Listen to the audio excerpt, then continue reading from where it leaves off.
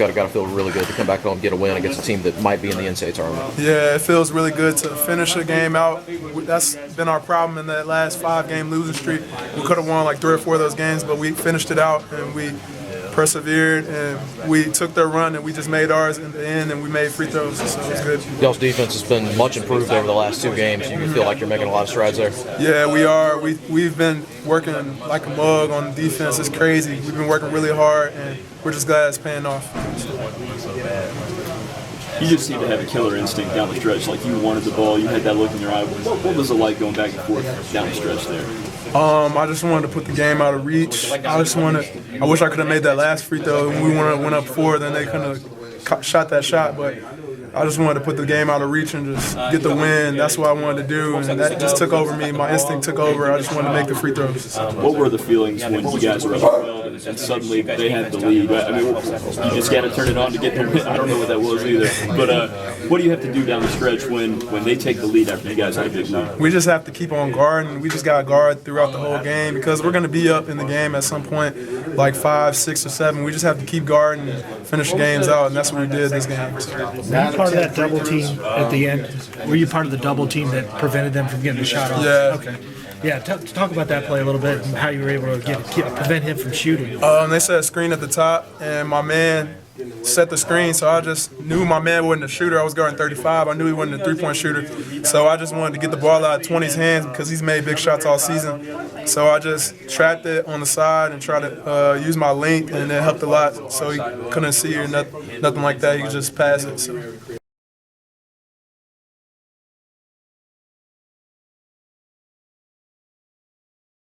Compared to just 8 turnovers. Talk about the ball control and the way you guys handled the tournament. History shows for us that whenever we turn it over 10 or less times, we usually win that game. So that's what we're really have been focusing on, that as well as sharing the ball a little bit more, and it showed today. Y'all's defense has been a lot better over the last 2 games. Has there been an extra emphasis in practice on defense, or do you feel like it's just finally starting to click? No, for sure. We've been pointing out problems in film sessions, and we had a lot of film sessions the last couple of weeks, and we really been focused on defense and guarding your man and keeping us out of rotation. And we've just been working on everything that has been a flaw for us, and we've gotten better at everything. What happened on that huge dunk you had? Drove down the lane. I saw a little opening. I saw a little sunshine. So I decided to put it down. Nothing crazy, but just try to finish it and get back and get a stop. So you guys started off a little slow in the first half, but then the second half you guys came out and played much better. What was the message at halftime from Buzz? The message at halftime was keep playing hard, keep going. It's going to come our way. We weren't scared. We weren't trying to back into it or anything. We knew we were going to take the lead, and we just wanted to hold on to it and continue getting stops. Our defense was really good today. That was really helpful.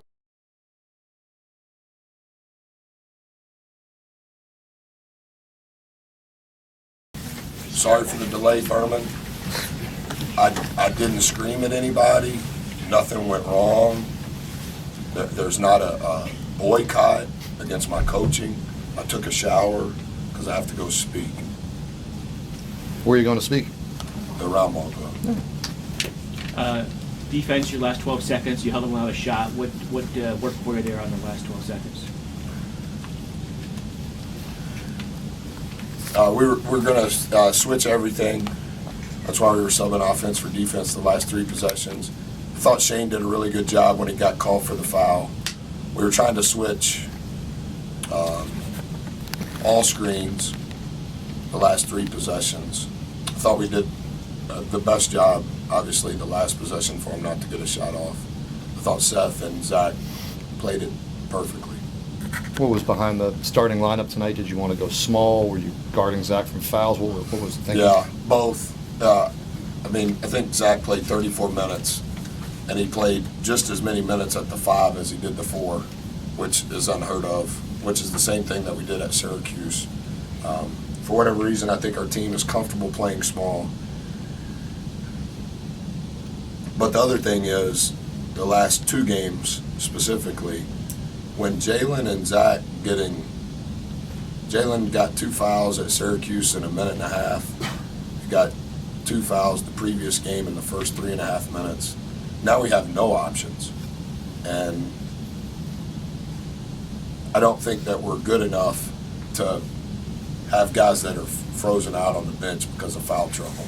And I thought if we could just buy some minutes to start the game, that maybe that would allow us the versatility that we need, and it worked out that way.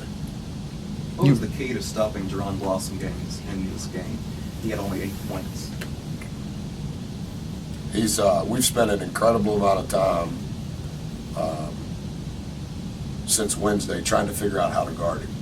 I think that I told Brad this before the game. He's the most underrated coach in the country in a BCS league. That's not because I like him. That's because I study their team. I study how they play on both ends of the floor. I have the utmost respect for him. They put 5 in multiple positions on the floor. They play him in a variety of ways for him to get touches, to score, to take advantage of your ball screen coverage, 1, and who's guarding him, 2. And all the analytics that I studied and all the synergy that I watched, in addition to the tape, I thought our best chance was to put a guard on him. And our toughest player is Devin Wilson. I thought Devin did a great job. He is a first-team all-conference player. You were disappointed when you guys lost the opener because you got a great crowd out and you felt like you kind of let them down. Tonight you sold out a February game, which is pretty rare around here, and obviously gave them a win. What do you think about the way sort of your program is being built away from the floor? Very appreciative would be the first thing that I would say. Desiree, the associate AD, has been great on trying to figure out ways, as has the marketing staff.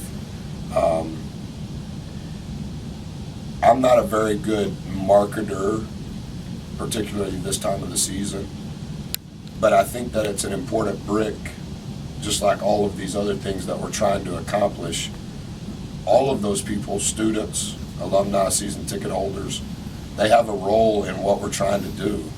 And as we try to grow the roster, or as we try to grow the teams, we have to continue to grow the consistent support that you need, so that as all of it is growing, that's included.